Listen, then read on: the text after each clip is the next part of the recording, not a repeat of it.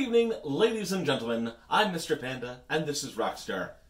Manly Battleships brings to you Last Week in Geek, the short-form, janky show where we talk about things that happened last week in Geek. Oh my god, it's such a clever title. Who came up with this? It was me. I came up with that. I'm so clever. You did not come up with that. I came up with that. And I'll have you know it is actually clever. There is nobody else doing Last Week in Geek. Yeah! Last Week in Geek. Trademark. You can't do anything now, can you? Let's go ahead and jump into it, because we got a couple different trailers that are coming out, / teasers, / announcements for new media that we're kind of excited about. That's a lie. That's just a lie. I'm not excited about most of these. But it happened last week, so you're going to hear about it anyway.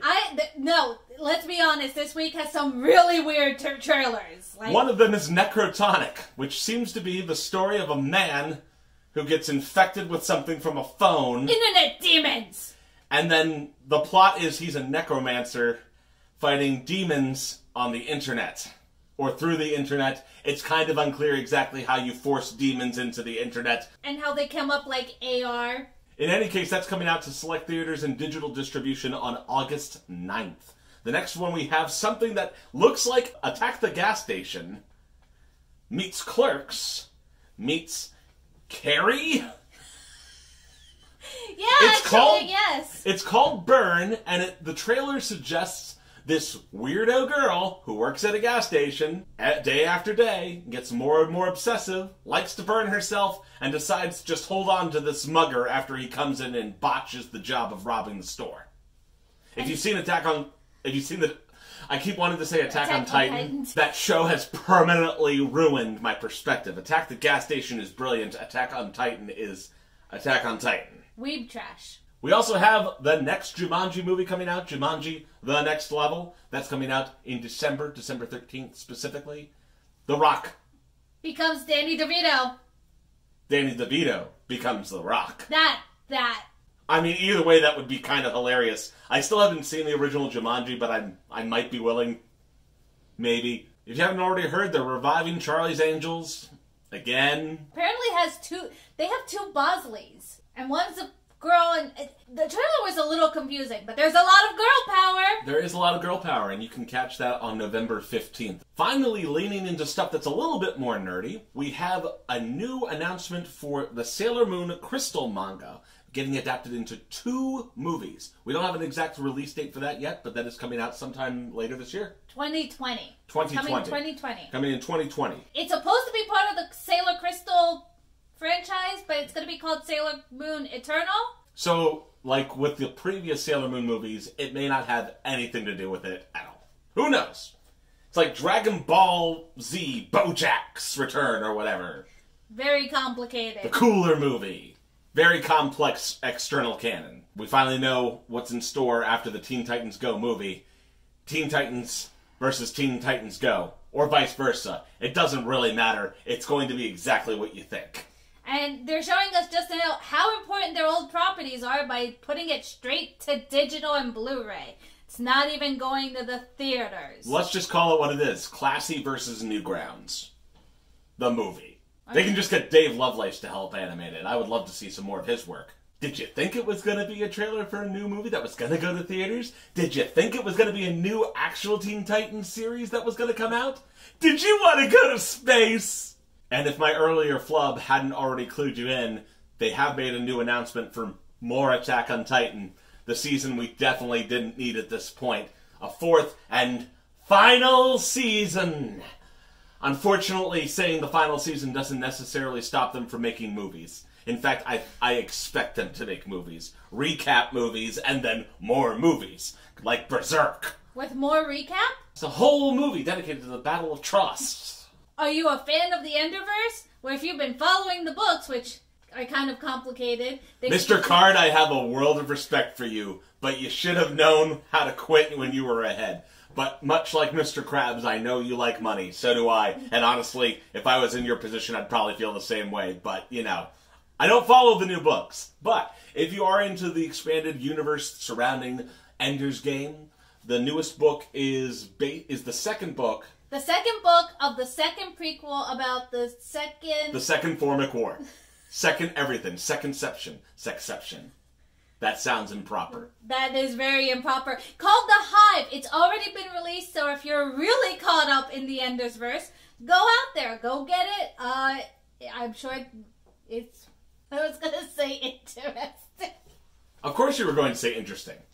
Why wouldn't you? I stopped myself. No, still, it's your catchphrase. This is very interesting to me. If you remember Flash Gordon, apparently they are making a new animated series with Taika Waititi as the director. And since this new world of rights is confusing, produced by Disney and Fox. So Flash! I love complicated rights, don't you? I guarantee you it has something to do with music rights. That's why we couldn't get Robot Carnival for years. And speaking about rights, Village Roadshow just got the rights to a very old point-and-click game called Myst. Yeah. At one point, the best-selling PC game of all time, the epic puzzle adventure, with some pretty decent expanded universe novels, and we're just going to have to hope that they rely on the novels more than the game. Considering that they want to make a film, a TV show, and a non-scripted show, which sounds a lot more like reality TV, so... Maybe it will be like that old Carmen Sandiego game show. Maybe? I enjoyed that. That was fun. They pulled a Zuko on Samuel L. Jackson, and he was not pleased about it. The poster featuring his important character in the MCU, Nick Fury, was transposed so that his eyepatch looked like it was on the wrong side of his face. My favorite event. It's the left eye, guys. Left eye, not right. In proving that all fandom is terrible, Marvel fans are now going out of their way to bully Lexi Rabe and her family. Lexi Rabe is the child actor who plays Tony Stark's daughter. It seems that Marvel fans are not taking well to her family's parenting style. They've been receiving multiple critiques about how the kid is being raised and timeouts and etc., to the point where the poor 7-year-old actually had to come out on Instagram to say to please stop bullying her and her family, that she's just a 7-year-old, she's going to make mistakes, she's not a perfect person at 7 years old.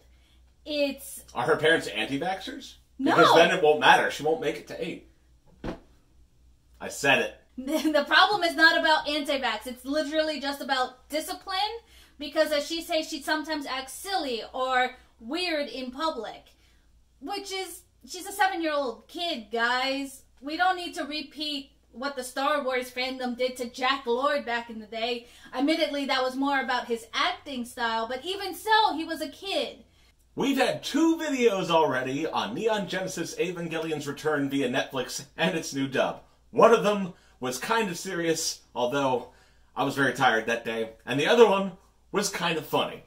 You should go watch it, because it makes me feel better when I look at those stats. The dub for English is not at fault here today. The dub that we're talking about is the Italian dub today, because apparently it is so bad and was so incomprehensible to native Italian speakers that Netflix has finally pulled it and said, we're going to do that again. Now, admittedly, this seems to be Netflix's fault because of the person they hired. The person they hired is apparently very notorious in making overly complicated dubs. The Italian dub is so complicated, so overly there's too many phrases that are hard to follow, and it's just overly complicated. He's John Norman. He's John Norman of the translation. What if we rewrote Evangelion? No! In the style of John Norman. No, we don't need to rewrite it. No, it's too late. This is happening. That being said, the Brazilian dub is also coming under fire. Their particular turns of phrases because they've added memes and idioms that make no sense within their dub. It's just a trash fire. I'm wondering if the Brazilian subs, not dubs. I'm wondering if the Brazilian subs will be the next to be pulled and resubbed. Meanwhile, in Japan, there was a 13-minute power outage that actually affected the Toshiba and Western Digital production. it was so bad they've actually halted some production. There's only like very limited production of their storage going on right now, and they've estimated that they've lost about 6 exabytes of storage. That is about 6 million terabytes. For comparison, that constitutes about 16% of the entire production of NAND memory for this quarter, which is obscene. It's yet to we've yet to see exactly how this might affect prices, so you might want to go buy that solid-state drive right now. Well, the problem has become that 6 exabytes is just an estimate. They're expected to rise up to 9 exabytes of storage loss because they're still not at full production, and they have no timeline as to when they're going to be at full production again. If you thought Netflix losing The Office was bad, just wait till you look at your reading list. If you bought ebooks through the Microsoft Store, you are shit out of luck, buddy. They're going away. All of them. Hope to God that your payment information is up to date, because otherwise you will not get a refund. You will just get store credit. You do not own your digital products, ladies and gentlemen, and I've said it for years. In 2008, at Setsucon in Pennsylvania, a friend asked me what I would do with all my big DVD collections when, streaming became the norm. That was just when Netflix was taking off, streaming was building up. People were like, oh yeah, eventually it's not going to just be like, 30 hours a month. We're going to be able to do this all the time. Netflix is gone, the ebooks are going, and I still have my DVDs. G2A. Very famous reseller of keys for Steam and other places, I assume. I don't know. I've never bought from them. What to do with your empty Humble Bundle keys? They are recently coming under fire from certain devs. These developers would rather you pirate their games than go to them and buy the keys. There are reasons for this. For one, if you go to G2A and buy a key from there, you're not giving any money to the developer at all, so they would rather you just not spend your money to GTA if they're not getting a penny of it at all. And they recently put out sponsored ads that make it look like you're buying a legit copy and giving money to the developer. You're not. The unfortunate part about Google sponsored ads is anyone can take out that ad, and it doesn't have to be the person who owns the property to that software. So you have to be very careful about clicking on those sponsored ads. You may not actually be getting anything legit from that. So that is a huge warning. It's not just G2A. It happened back in the day with VLC. If people use that software, it happened back in the day. It still happens to this day. And the other issue is more than just money, is that if you get a duplicate key, a key that's already been used, any kind of problems with the keys from G2A, and you go to the developer to get an answer for it, of course, they're now spending all these resources and time trying to figure out what to do with your product that you spent money on from somebody else. Update to the ongoing Twitch drama with their lawsuit against the offenders on their streaming platform. They have 37 IP addresses that they have added to the lawsuit in an attempt to track down who these people are, roughly 100 John Does and Jane Does, and, prosecute them for criminal mischief or civil disobedience or whatever the heck they're going to call it whenever they find out who it was. I don't know if it's enough to actually tack down to a person, but it's interesting that they're going this far to try to figure out who these people are. There is more than just IP addresses in there. There are actual Discord usernames. There are email addresses. And from what I understand, they're trying to petition court orders against Twitter, Discord, and other web hosting sites. Because it seems that some of these perpetrators had their own websites that they could try to get some information from them as to the real identity of these people. They've actually, we're not going to say the username. Ban you from the internet. They actually did put it down to one particular user that they've had problems with in the past on Twitch, which is why they want to get him or her permanently banned from the site. There's a lot going on with the most recent filing. Google Stadia is coming under fire for things that the executive said, such as the fact that they're not worried about data caps. And I'm pretty sure they should be.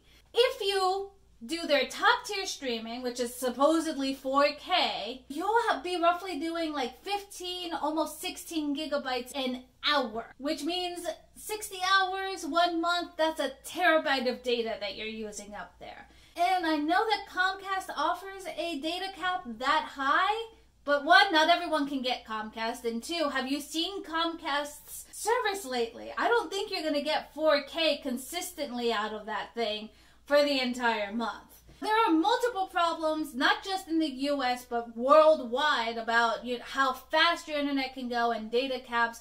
And the fact that the executive isn't worried about that kind of sounds like he's not actually paying attention to the problem and the infrastructure for internet. He just I assure you there's no problem in South Korea. It's just us. It's just here.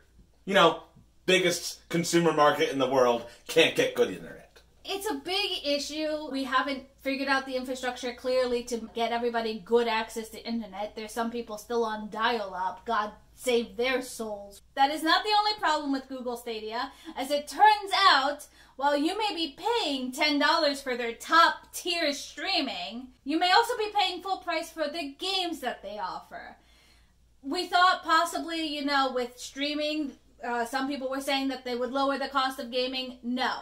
The executive has also put down saying, why would you think it's any less? You're getting more value out of our gaming system, so of course games are going to be at full price because you can play them anywhere.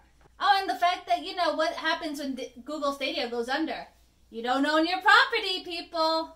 Lastly, we have to ask the question posed by this wonderful piece from Business Insider. Are iPhones sexist? The answer may surprise you. Rockstar, why don't you tell us why your iPhone is sexist? Whatever you're thinking, it's probably too smart for the room. The reason your iPhone is sexist is it's too big for females' delicate hands. Yes, the whole article goes on to complain about how she cannot hold her iPhone with one hand, scroll Facebook, and drink her latte at the same time. Even so far as to mention that a bunch of other women get stress fractures in their arm and their hand from holding their too big iPhone. It's so big!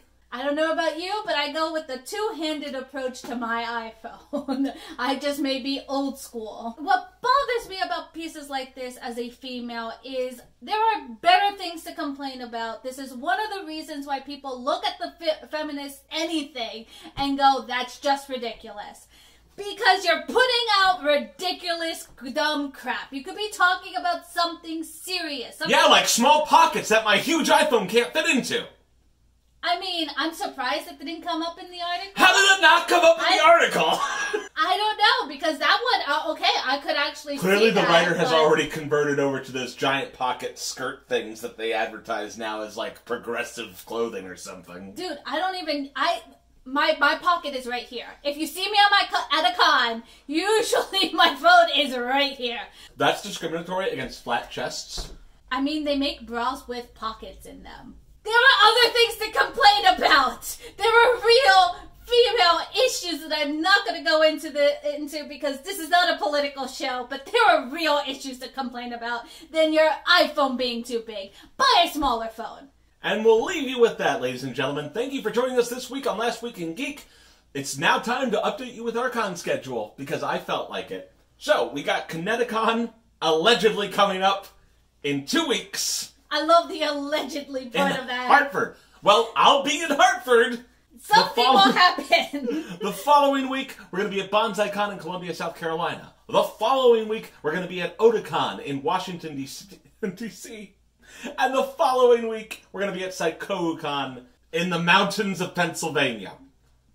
Every time I try to remember what that place is called, I keep forgetting. Did you not say it was Mount Penn last time? No, that's wrong. Mount Penn is where Colossal Con East is located. He doesn't know what he's talking about. I really don't. That's our upcoming con schedule. We'll hopefully see some of you there all the way up and down the East Coast. And if you see another convention that you would like to have our programming at, and we're not there yet, just shoot them an email. You'd be amazed how many doors that opens. All right. Good night. Bye-bye.